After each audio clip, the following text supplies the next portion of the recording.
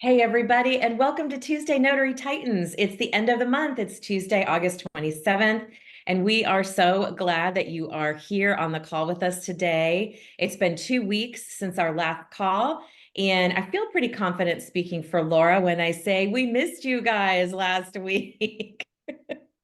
Definitely. Laura, you want to say hi to everybody? Hi, everyone. It is so good to be back. After doing TNT for, wow, 4 or 5 years, uh, maybe more, actually, it just is unusual. It feels a little uncomfortable come noontime on Tuesday to not be doing this. So Yeah. I'm glad to be back. Yeah, absolutely. If you guys are able to turn your cameras on so we can see your faces, we would love that. It just helps us to get to know you a little bit better. If you can't, we understand. We know that you might be at work or you might be in a space where you're driving, safety first. So, don't worry about it if you aren't able to turn those cameras on. All right, we are going to start with a couple of announcements, but first I want to explain how the call works. It's like an old-fashioned radio call-in show. You are going to be able to ask Laura and I or any of our other experts on the call, like Matt Miller or Jen Cooper, any of your notary questions. We want to hear them. All you have to do is raise your virtual hand, which you will find at the bottom of your Zoom screen where it says raise hand. You just click on that to get in line. So if you guys want to start doing that now, go ahead and start to get in line. I'm just gonna, while you're doing that, go over a couple of announcements. We are really, really excited to talk about our innovator for this month. As you know, we take products and services that have been approved through the Innovator Spotlight that Notary Business Builder created. It's called nbbspotlight.com. And this month we are featuring someone very special. And that is our very own Jen Cooper with JKC Mobile Notary in California. She wrote an amazing course on how to start a blog. And if you have a website and you're not blogging, you need this course. It's going to tell you, it's going to explain to you all about SEO and how that works with your blog, things to talk about, all the good stuff you need to know about creating a blog and using it to establish yourself as an expert in your community. There's a link in the chat if you want to check this out. And Jen is on the call with us. Hey, Jen. Hi, everybody. Tell us the top 3 reasons people, notaries, anybody that has a mobile business, really, anybody with a mobile business, why they need this course. Top 3 reasons. It's going to teach you how to build a blog, which is really important because having a blog helps share your knowledge. It helps answer questions. It helps create a new audience and it helps create a new voice. This course will take you from not knowing how to do that all the way to putting your first blog post out by the end of it, which I'm really excited about. It takes you through all the steps you need to understand the back of business of a blog, how to understand the front of business of a blog, how to understand. It's going to take you through everything and get you off and running in no time. Thank you so much. It's so important to use that tool, blogging tool, if you do have a website, help get your name out there in your community. All right. I need you guys to ask us some questions this morning or this afternoon, I should say. So please feel free to raise your digital hand. No questions are off limits. While we're doing that, we're going to take a question from our TNT link that Jen has kindly posted in the chat for us. This is a way for you to ask us questions in writing. And excuse me, we have a form that's on the TNT landing page that you can fill out if maybe you don't want to raise your hand and ask in person on this call. So I'm going to ask Laura this question that was submitted a couple of weeks ago. It says, I am a teacher during the day, and then I go to signings at night and on the weekends. I've seen several FedEx locations inside Walgreens and CVS stores. I've never dropped off at these locations, but I have asked these stores what their pickup times are and if they do daily pickups. The stores I have seen said they all pick up daily and they pick up before 5 p.m. and they can give you a receipt. I'm curious about these stores because I could drop off docs the night before or before school in the morning. What are your thoughts about using these drop-off locations inside Walgreens or CVS? Laura, do you have an answer for that? Yes. So I will tell you, it is always preferred to hand your package to a real person rather than leaving it in a drop box, even though you can get a receipt that you dropped it there. That is probably going to always be the preference for your title companies, your signing services, and some may actually give it in the instructions to hand it to a live person. Is it a problem if you dropped it in the box and you got a receipt? Probably not, but there have been issues early in my career. I had a couple of issues where it got stuck in the box and didn't come out when they pulled all the rest of them out. And so they didn't pick it up. And then the next day I was getting a call, where's my package? I got a receipt. It was in the box. Well, guess what? It was still in the box and they had to send somebody over there to get it. So my package was delayed. So if at all possible, always hand your package to a live person. I could not agree with you more. That has happened to me too, where I've used a Dropbox and it was a kiosk. I got a receipt. I thought all I needed was the receipt, but the package also got stuck.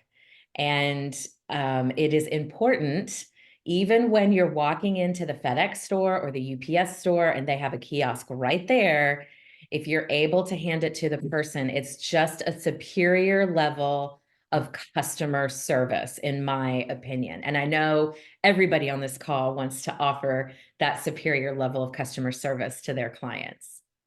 So we have a question from iPhone. It doesn't say your name, so go ahead and tell us your name and where you're calling from and what your question is. You're on mute. Okay, I'm sorry. This is Val Demetra. I don't know why Hi. I'm driving. Well, I'm pulled over. That's why I didn't have a chance to put my name in. Just want to ask a question. I got a trust signing, and they only offered me a little amount. Plus, they needed two witnesses. Of course, I could be one, but it does mean that I had to get a second witness. And by time I pay something to the witness for coming, whatever, it would leave me almost like I'm just driving there for nothing, pretty much. Okay. So I responded back, no, I can't do it for this amount. I can, the fact that you require a witness, I will only accept this amount. Of course, they didn't call me back. But I just thought, was that wrong for me to do that? Well, let me ask you as a business owner, Valdemitra, are you going to feel happy or excited by taking a job where you're not making any money? No, Is that the kind absolutely of not. customer that you want to work with that's going to try and No. pay you less for your experience? Then you absolutely did the right thing, in my opinion. If that Okay. is not, Yeah. not everybody is your customer. Some people are going to try and talk you way below your level of comfort on pricing, on providing witnesses, on paying those, it's everybody has their own way of doing things and not everybody's your customer. So in my opinion, you did. Laura, do you have something different you want to add? That would have been my exact quote. Not everyone is my customer. I know what my costs are. I know what my profit margin needs to be. And those are the jobs that I accept. And it's just not the job for me. Okay. All So, right. Demetra, what I want you to do, and I want everybody on this call to hear this, instead of focusing and worrying about the people that aren't paying you what you feel you're worth, start focusing on the folks that are paying you what you're worth, the customers that you have currently that are paying you for your time, your experience, your certifications, and focus on building those relationships with them instead of spending time sweating it over the ones that we had to say no to because they didn't see your value.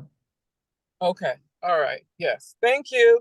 You got it. That was a great question. I love that because we sometimes do get lost in saying no to somebody. We feel like we're going to ruin it for something, for ever getting a call from them again, but they're not paying you what you're worth. Why would you want to keep getting calls from them? Great. Thank you. You got it, girl. Thanks for the question. Carol in Southwest Florida, what is your question for us? I think this is for Laura. Celicia might know the answer to this too. Celicia, I see you on here. You guys just did at the NNA, you updid the primer handbook, is that correct? For Florida? Well, Do we are know you what? asking, did the NNA I update? did ask them. Okay, And it just says 20th edition. I'd gotten rid of my other one because it was so old. And I'm trying to figure out, but it didn't have the year on it. so Does whatever anybody they're from selling- Florida know what the edition might be? All right, so I'm not gonna know the edition because I don't publish the book.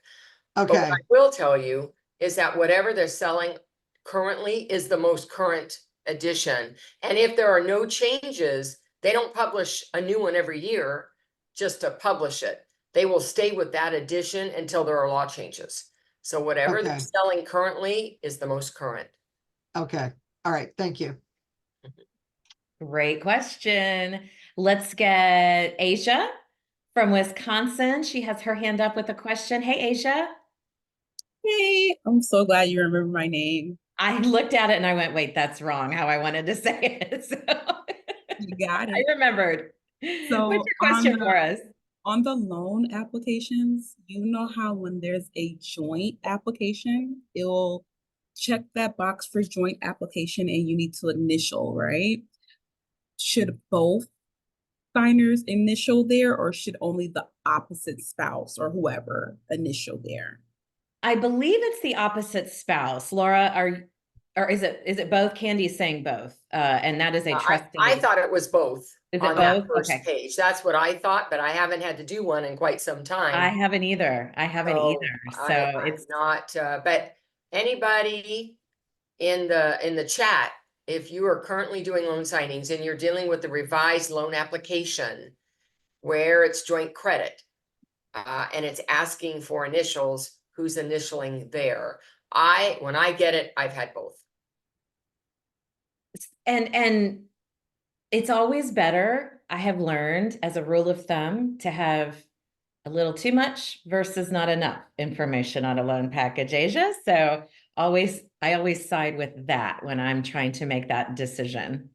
Does that help? Yes, thank you. David Reed, did you have something to add to that? I saw you raise your Yeah, hand. I do have a way that if I'm not clear on something and I don't have an answer, from the title company or the lender, sometimes I'll print out an extra page and do it two ways and include that in my notes. So, maybe they want one, maybe they want two. The one that they don't need, they can pull it out. And I'll notarize similarly as well. So I'm in Florida, so sometimes they want things witnessed and sometimes not on a mortgage. So, do it two ways and either one of them's going to work for them. The benefit of printing out two packages, right, David? Thank you for right. adding that. Does that help you, Asia? Awesome. Okay, thanks for bringing that question up. Now, Laura had told me before the call started that she wanted to take some time and have a little discussion with her and Matt, talking to you guys about something in particular. So, Laura, do you and Matt want to go ahead and bring that up for a few minutes? It's fine. I had a question during the week from a notary who turned down an assignment because she identification process. So the first thing I want,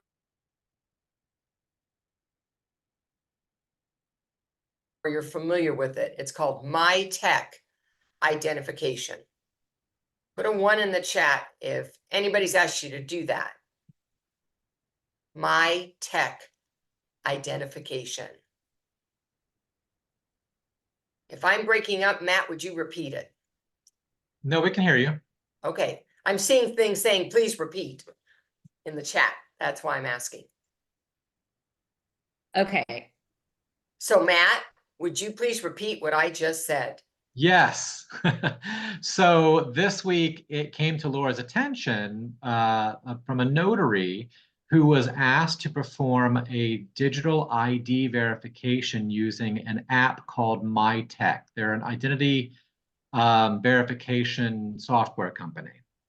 And she turned down a job because she wasn't aware of it or didn't understand what it was.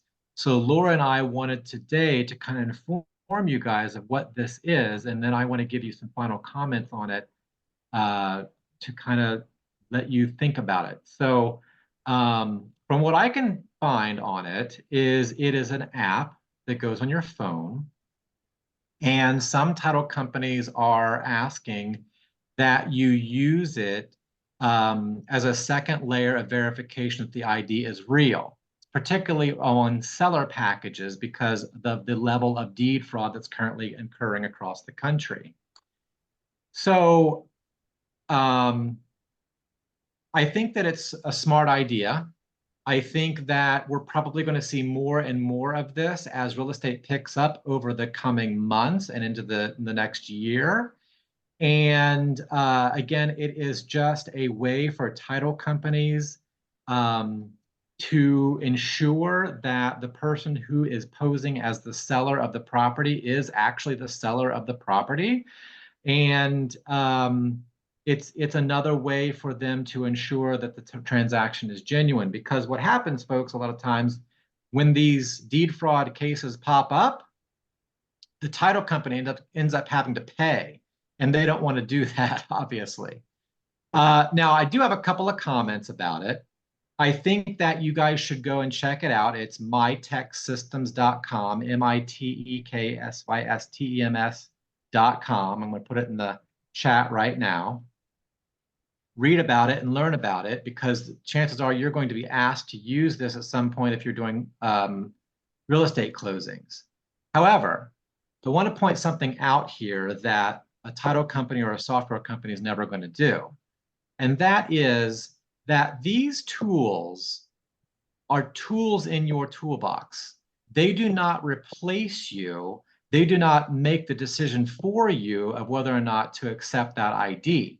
Read your notary certificate. It says, personally appeared, blah, blah, blah, who proved to me on the basis of satisfactory evidence, not to an app. So the reason I'm saying this is because technology has issues, like all technology does, right? Like your car is going to break down someday, just like your app is going to fail you someday.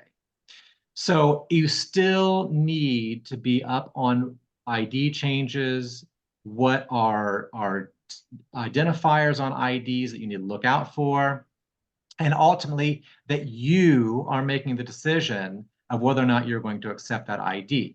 Even if a title company asks you to use this app, even if you're using them on RON transactions or IPIN transactions, it is still ultimately up to you of whether or not that ID is suitable for accepting to prove identity.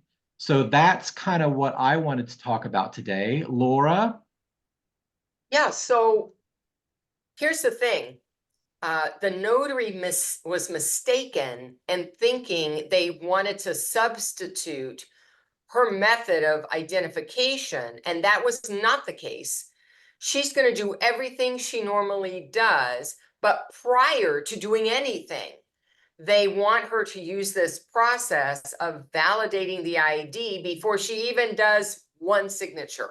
So it's a process initiated with this company because it's at the request of the signing service or the title company. So that happens first. And when you get approval, then you move on and take care of your assignment just as you normally would. So I want to make sure there's no state specific rule on this. This is not to replace or change anything we do within the assignment itself. This is done ahead of time so that they've got confidence that you've got the right person, and then you do your job per your state requirements. So if you get this request, it only takes a couple minutes. It's not costing you anything, and it is initiated with your title company or signing service. So you would see it in your confirmation. So I just want to put that on your radar. So just to be clear, this is not in lieu of taking somebody's identification and looking at it. It's a backup to saying this is a valid identification. Is that, am I hearing that correctly? Yes, and so I see Cynthia and I see Paula not understanding what I'm saying. Yeah. This is not for you to notarize documents. This Right. is a procedure you will follow prior to putting on your notary hat and notarizing anything. You will use a hard card every time if that's what your state requires. Mhm. All right. This is not to be done as part of your notarization. So I just want to make sure that Arizona doesn't have any say about this in particular. All right. Any state can use this because it's under your signing agent hat prior to you start notarizing anything.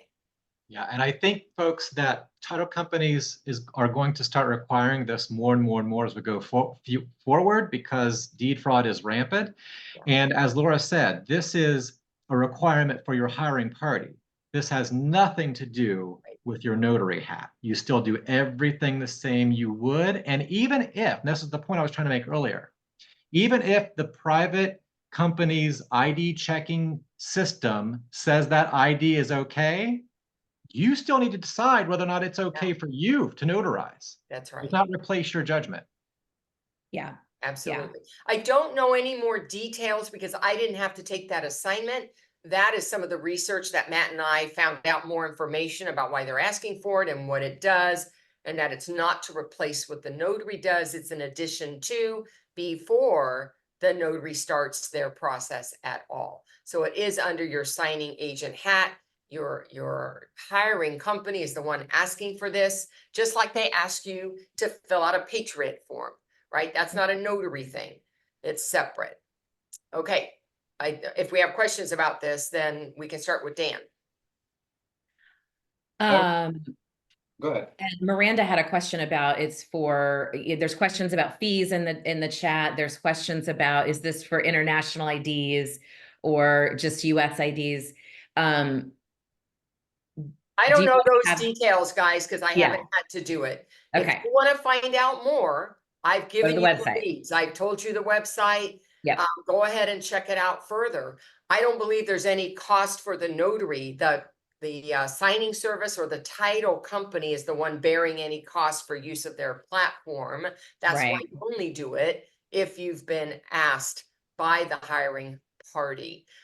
Whether it allows for international IDs, I don't know. Yeah.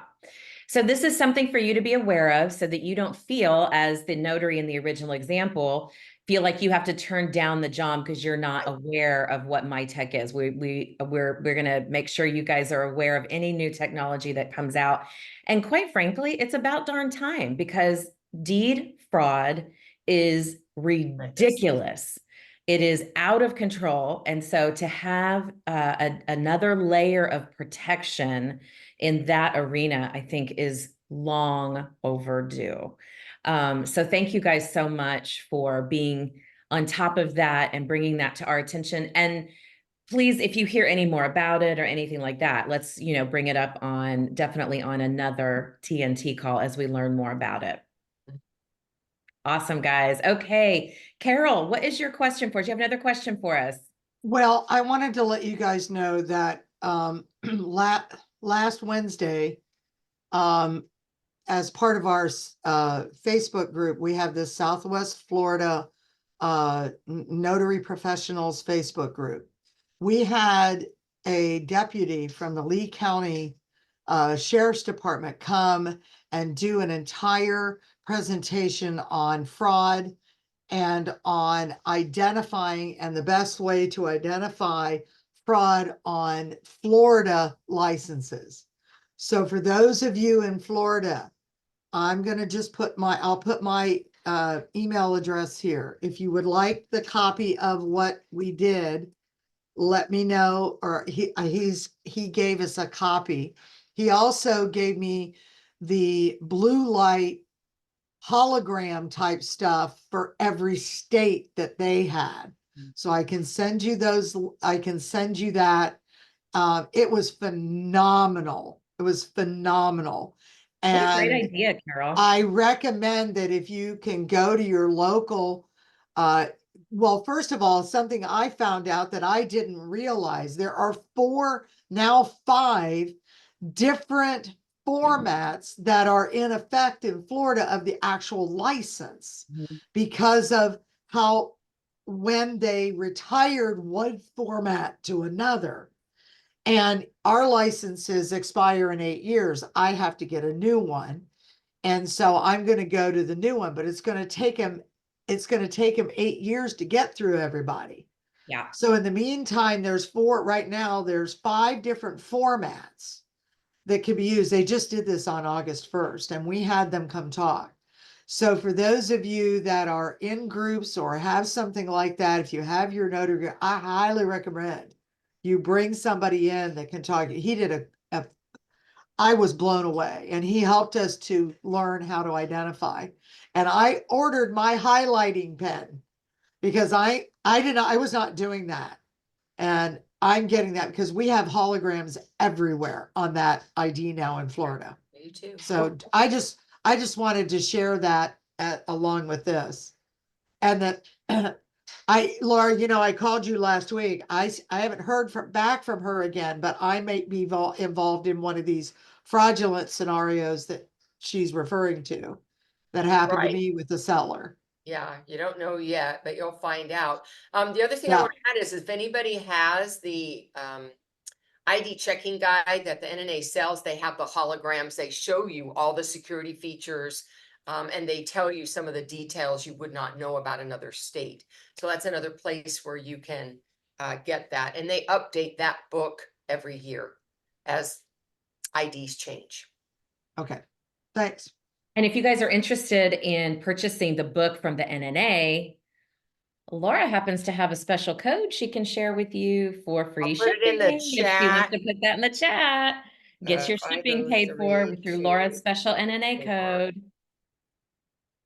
Thank you, Carol, for bringing that up. I love that idea of having someone from the sheriff's office come out and speak to your group about what to look for. It's something we should all probably spend some time talking to our local police departments about to make sure that we are on the front lines of preventing fraud. So thank you for that. And her shipping code is now in the chat.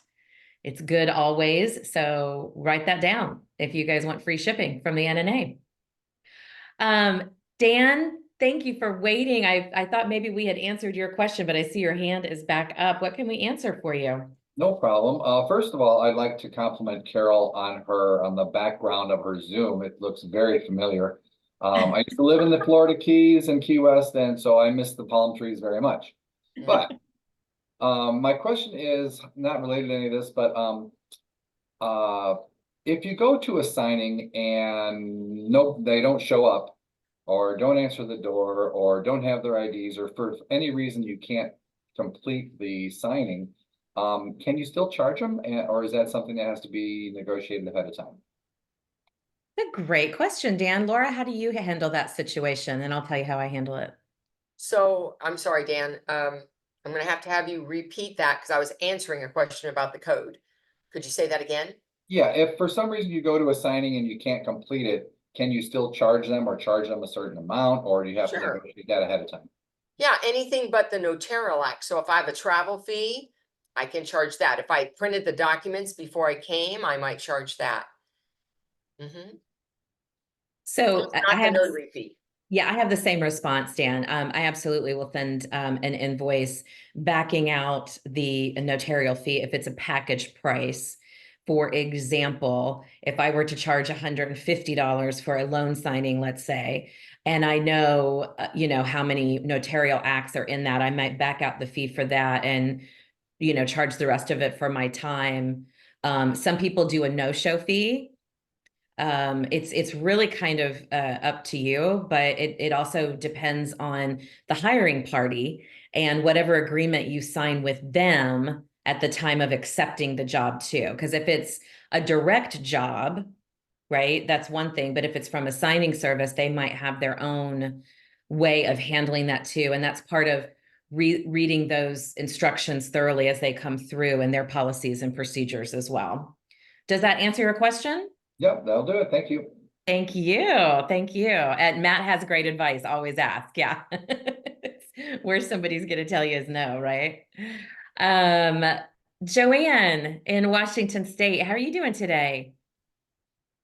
I am good, Jen. How are you? I'm fabulous. What is your question for us? Kind of along those lines about like a no-show from a direct client. How do you guys handle that when you've just like talked and then they cancel on you, like you're on your way there?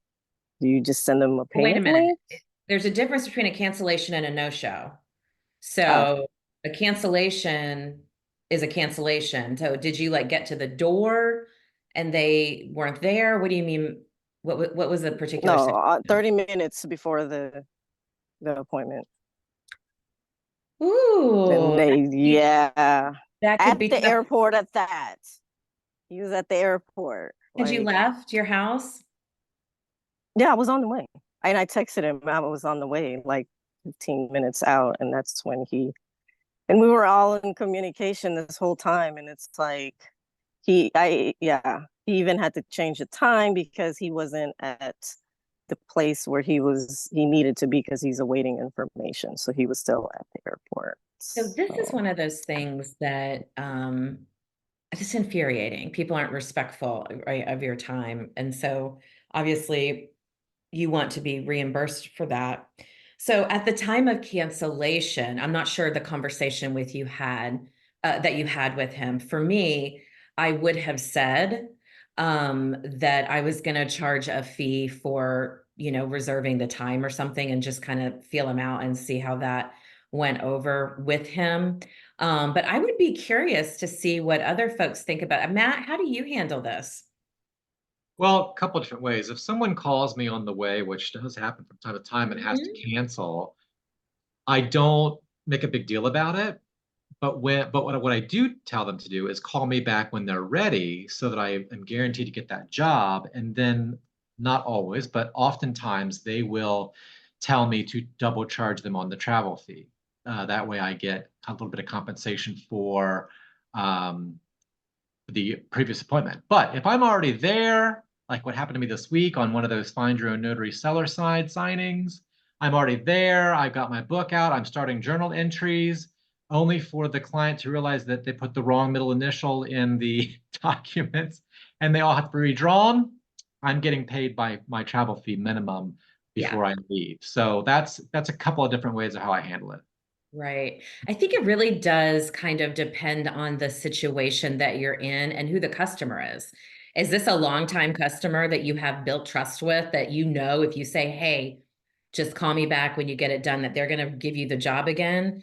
Maybe you don't want to charge them something. If it's somebody who's repeatedly canceled on you, you definitely might want to charge them. But I think it's really kind of depends on each individual situation. Laura, do you have any thoughts on how to handle a cancellation as far as billing goes? I think I've pretty much heard the different ways that I might handle it as well. I do not charge a cancellation fee.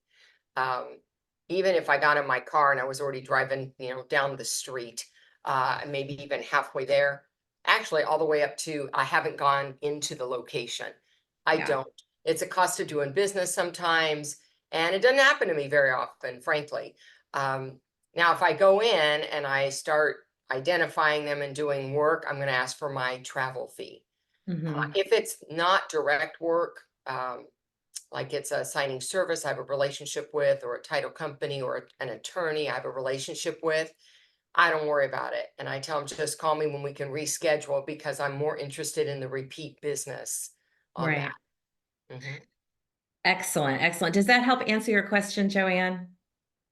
it does. Thank you, everyone. Okay, fabulous. You got all kinds of different perspectives there. And of course, from the goat herself, right? Like that's always excellent advice. But Laura, do us a quick favor. Tell us how people can connect with you outside of this call. Absolutely. Love to share. Every Saturday I have a group uh, Q&A call, coaching call at 8 a.m. Pacific time.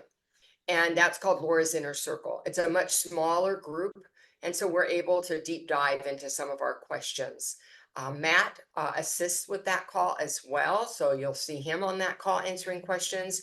And you just need to go to my website, coachmelora.com. And then on the home page, you'll see Laura's Inner Circle. Leave your email address for me. You'll automatically get that Zoom link and hold on to it because I don't change it. So I don't send reminders and I don't record the call. All right, it's free. So just join us when you can. The other way is if you have something more personal you want to talk about with me and you'd like a free strategy call, I can do that. You just need to go to my Calendly link, and that is calendly.com/my last name, Biewer. And you can book a 15-minute appointment and I can help give you direction or give you some strategy about that. Now, that is not for hotline type calls. Don't call me on that and book an appointment to say, I want to know how to fill out this certificate. It's really more for your business and direction, what kind of training you might want to be looking at, how you're marketing yourself, where you can get assistance. That's what that is for. So those are the two ways that you can reach out to me. Thank you so much. And Laura, your Calendly, is that, what are the timeline? Is that a 15-minute or 30-minute call with It's you? a 15-minute call. I will say sometimes I go a little longer than that, but that's what it's set for, 15 minutes. Okay. And anywhere you see an opening, I should be available. Awesome. Thank you, Laura, for sharing ways people can connect with you outside of Tuesday Notary Titans. Thank you, Rachel, so much for waiting. What is your question for us today? It's sort of a question and also sort of just kind of a heads up for anyone else. So I got married on August 10th of this year, so about 15 days ago. Thank you. And so I'm in California, and I know that I need to, notify the Secretary of State when I get my name changed, and I will be changing my name. And the first step to doing that is actually going through the Social Security Administration. So I go to the Social Security website and I try to fill the stuff out, and they don't let you do it until 30 days after the date of change. So I was, kind of had a bit of a couple hours of panic, called the NNA, and apparently that timer for the state doesn't start until I actually get my new Social Security card. So just kind of a heads up for anybody else who might be going through it. So it's not even 30 days from when you got married or you changed your name. It's from when you get your Social Security card is basically what I was told. So just kind of a little tidbit of information because like I said, had a few moments of panic there. Oh, wow. Well, thank you for sharing that with the group, Rachel. We appreciate that. And congratulations. Thank you, on everyone. getting married. So is Decker your new last name? Decker is my old last name. The new last name is Regis, Reges. Well, congratulations. We'll look forward to seeing Rachel Regis on the call. Yes. I'd like to just add something before we leave this topic, and that it's not enough to have your Social Security card changed. When you want to change your notary name, you need to have government issued photo ID in that name. They won't. Okay, so I need allow you my to use your Social Security number and my driver's license changed or passport or whatever else. Right. That's Okay. what you're looking at. And the 30-day window starts ticking when you get the amended commission. So all right. that's where the 30 days is. It's not from when you got married.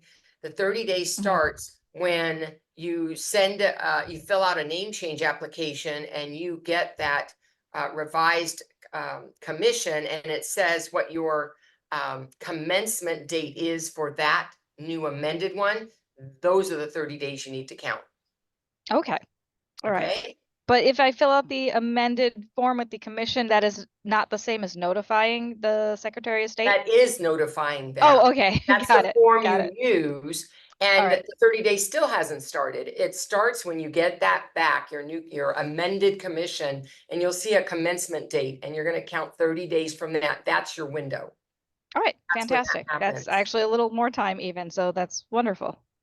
Yeah. Awesome. Thanks for bringing that up, Rachel. We appreciate it. And Laura, for your expertise as always. Dan, do you have another question for us? I do. Regarding trust delivery. Uh-huh. When you're searching for estate planning attorneys, do you look for a certain size company? Are we mostly working with smaller companies, like 1 to 10 or 50 employees in the law firm? Because the big companies are, I'm guessing, are like, if you want to talk to the vice president of McDonald's, you're not going to get through. So that Looks is like- entirely up to you, Dan. As part of the certified notary trust delivery agent training, and if you guys aren't familiar with that, I'm going to have Jen put a link to that in the chat for you. A portion of the training is about identifying your ideal client. So do you want to work with the attorneys sitting behind a desk, a big mahogany desk that have, 15 to 20 other attorneys in the same office? Do you want to work with the person that just maybe graduated law school and is looking for their footing, or maybe the ones who haven't gone back to the office after the pandemic in 2020 and decided to work at home? Are you looking for attorneys that only deal with people that have mega wealth, or only work with people that well, I don't know if you want to work pro bono, but do a lot of pro bono work? That's entirely up to you based on the things that you've learned to identify as your ideal client in the CNTDA training. Laura, do you have anything to add there? I would agree with what you said, but I'd also tell you that if you're starting out, I don't think you're going to get work with those big guys. That Yeah. might be your goal, right? But you're probably going to start where there's a few attorneys. They might have a notary in the office, might not, or even a sole practitioner. So that's probably where you're likely to get your foot in the door. And I've always found, when notaries, when they're starting out, as I know Dan is, Dan is he does coaching with me, one-on-one coaching with me, and so I know he's at the beginning of his notary journey. And people oftentimes think like, I want to get the big customer, right? And so they think of the big title company or the big attorney's office or the big whatever that is. And it's a lot easier to tap into the smaller places that need you. You're looking for folks that need your services. And sometimes, usually, it's not the really, really big companies, organizations. It's the smaller one-off guys and gals that are looking for some support and help from a mobile notary. So just something to think about. Does that answer your question, Dan? Yes, it does. Thank you. Awesome. Thank you. Thank you for bringing that up and asking. It's a great reminder to kind of flip what you would normally think of when you're first starting out and take a look at the folks that are a little bit on the smaller side. So, Miranda, what is your question for us today? Well, I want to say thank you for kind of clarifying my tech, because Arizona, they kind of beat into your brain. No electronics, no electronics. Go back to Yeah. Stone Age or this. So thank you so much. But I kind of have a question kind of similar to Dan, but not on the trust side, more on the loan signing side. I know I'm trying to kind of go more direct, and I've been trying to, and the word is trying because I haven't succeeded. It's getting to like the title companies, and we kind of have three main ones, the big ones like Pioneer, Stewart, First American. And I'm just trying to get past those gatekeepers, and they keep kind of pushing me toward either the regional manager or a signing service platform. But when you go and call people, they do not call you back. They don't answer emails. I get they're busy and these are the big guys, but I was wondering if anybody, it kind of feels almost like I don't want to say a monopoly, but it just feels like such a closed shop. And I'm trying to find a way or an in or something of how to kind of get around and get those direct. Because I think you guys were talking about that earlier in the time, the money. I'm seeing these fees are like 150, but I'm getting paid 60. I'm having a small issue with that. But I would love to do direct. I've gotten some really good reviews on the signing services, but I just would like to break in. So I guess I'm kind of throwing it out to everybody. has anybody been successful in breaking into a very close shop, like with title? And what did you guys do to be successful? So I built a whole website around it, Miranda. It's called Marketing for Notaries. Oh, rock on. But so go check that out. Jen will put that in the chat for you guys. But so I want to, if you don't mind, I want to look at some of the language you use to describe your situation. Yes. You're trying to get direct business, not you're going to get direct business. Language affects what happens up here in that gray matter between your temples. Mhm. And the other word you used that really popped out at me was gatekeeper. Mhm.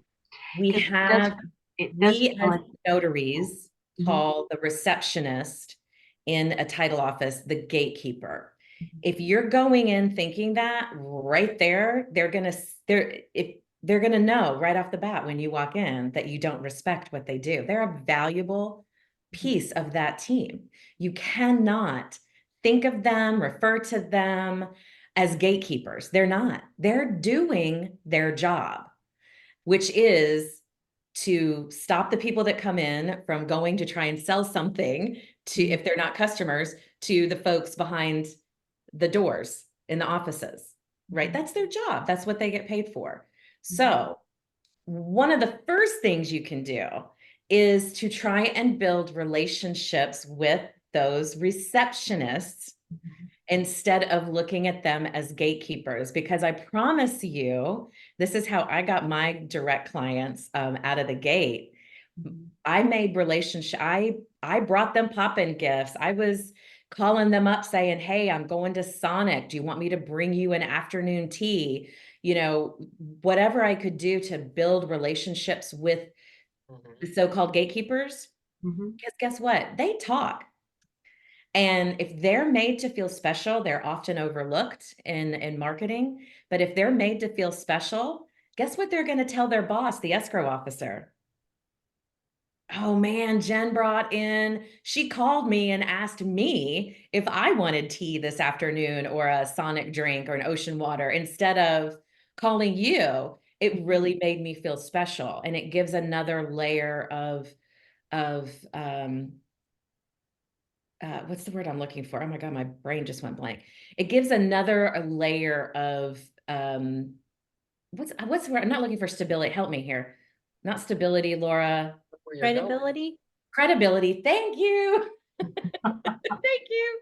Gives you another layer of credibility and shows your level of respect Mhm. for the office functioning as a whole unit instead of isolating the people that you've predetermined that you think can give you business. How do you know that receptionist isn't the one calling a mobile notary to hire you?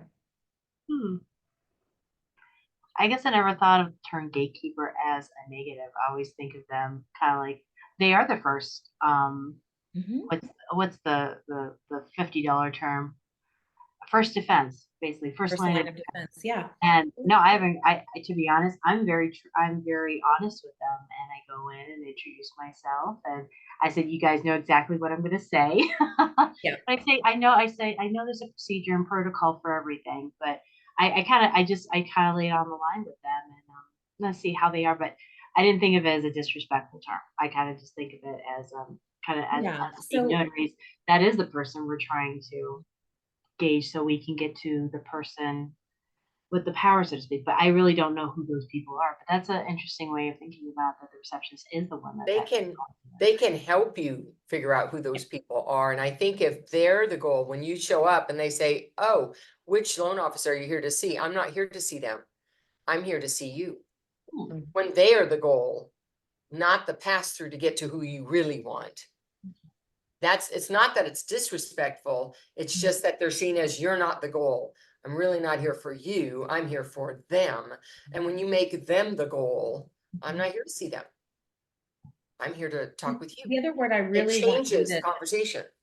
it does change the conversation. The other word, Miranda, I want you to keep out of your vocabulary is trying to build relationships with title companies directly. You're going to build relationships with title companies directly. It doesn't happen overnight. Anybody that's out there telling you on TikTok or Instagram or whoever that it's quick and it happens easily, they are lying through the face because that is not the truth. It takes time, it takes repeated effort. And I tell people all the time that use the 5-point marketing system that we talk about in Marketing for Notaries.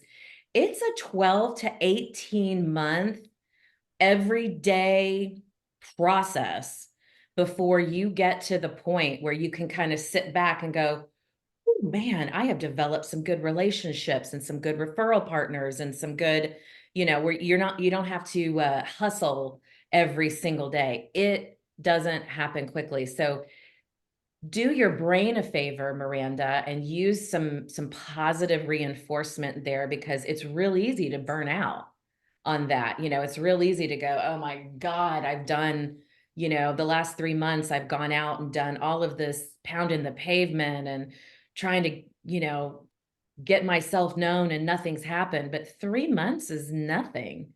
It takes time and patience and effort. And if you're looking for it, a framework, which you can find at marketingfornotaries.com. Look how I tied that up with a pretty bow there. I love it. Does that And help, Miranda? it did. And I should always remember Yoda is always right. Do The or do what? not. There is Yoda is always right. Do or do not. There is no try. That's exactly right. I love that. Yes, that is exactly right. You're either going to do it or you're not going to do it. And it's not rocket science, but it takes a lot of time and effort and tenacity. And but I see it every day. I see it every single day. It absolutely can be done. And I've done it. Just takes a lot of work. So thank you for bringing that up, Miranda. I appreciate you asking that question. All Thank right, Lena, what is your question for us? Lena's in California. What's your question for us? Lena, are you there? You're on mute. Lena. Okay, Okay, sorry. there she is. Trying to figure it Hey. out. Hi, so I was just trying to put a little bit of an awareness out there. I sent an email yesterday to the NNA if they could hopefully send a letter out to everybody or whoever's coming up on their background checks. And the yearly ones that we have to get done. So generally, those take about 3 to 5 days. Well, this round, I'm hitting 30 days and I still have not gotten mine. And my expiration has already passed at the beginning of this month. So I was just wanting to let everybody know out there, I guess what it is certain states, certain counties in the states are processing them extremely slowly, or they closed, or there's been issues. But every week I'm calling just to find out, and it's gotten pushed like another 3 days or another 5 days or so forth. So just an awareness out there. If you have your background expiring soon, start on it sooner than later. It's California in particular. California Yes, in particular is having an issue. So if you're in other states, you might get it done in 3 to 5 days. But Right. If you're California, we're the ones having the backup. Thank you for sharing that. Yeah. This is a California heavy call, Lena. And yeah, don't wait till the last minute to get those background checks updated. Do it sooner rather than later, right? So thank you, Lena. We appreciate that. Thank you. It's just been a little frustrating with all the emails I'm getting from all the signing services and it's annoying. Getting off the list until it gets cleared up. So yeah. Oh well. I hate lessons learned the hard way, but I appreciate you passing on your knowledge about that and sharing that it is a California issue right now. Audra, what is your question? Tell us where you're calling from and what your question is. Well, first of all, I would like to thank everyone. I sent it in the chat for all this valuable information. I'm new to the Coach Me Laura family. I actually came to y'all through a training through somebody else who was raving about it. So I'm so glad to be here. I am in Central Florida, and I got commissioned in October of last year, and I just got my RON certification last week. It was supposed to be a side hustle, but the universe had other plans for me in July. I lost my full-time job, and here we are. So my question is, and just, I mean, I know it's different for everyone, but just I want to kind of set expectations for myself. I have a little bit of imposter syndrome, and I have a little bit of being too hard on myself. So I've set the goal for 25 to 50 touches a week. So I'm either emailing, I'm going in person, I'm calling through variety of resources to network because I'm trying to build my business quicker. My question to the experienced members of the group, is that realistic? Is that enough? Is it not enough? Like, what makes the most sense? Because I know it's a numbers game, but at the same time, I want to give myself grace.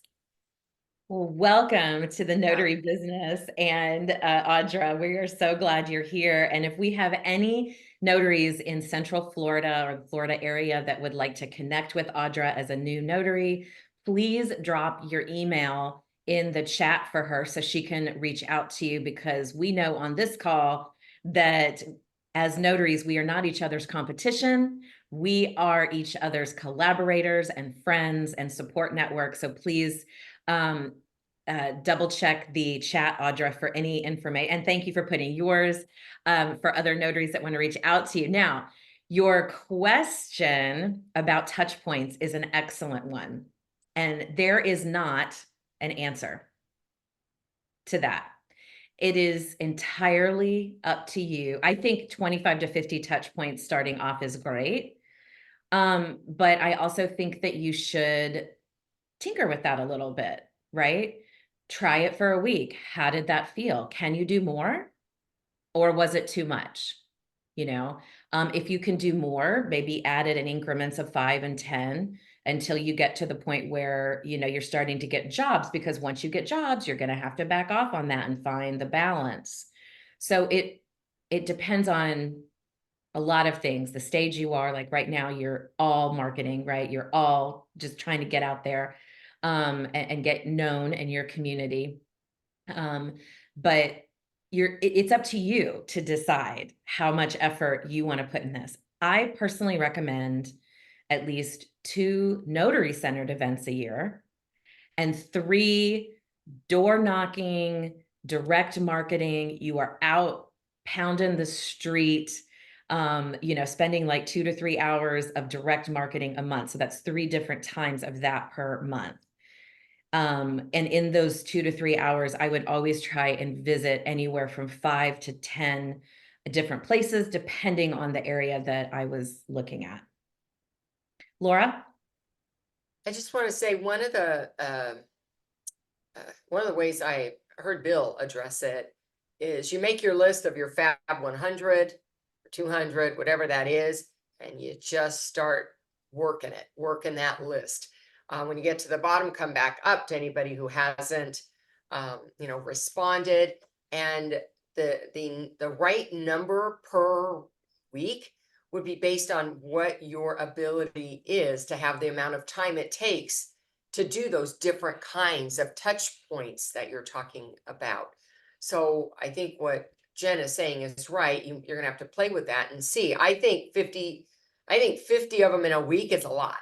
Yeah. But then I'm not all marketing. I'm doing the work, right? So I do some of that, but for me, it would be more like 5 a week because I've got other things going on. But if this is what you're all in on and you wouldn't be doing anything else, well then, yeah, 50 to 100, you could probably work through that list. But if you have family, if you have another job, if you have other things going on in your life, that's what you need to balance against.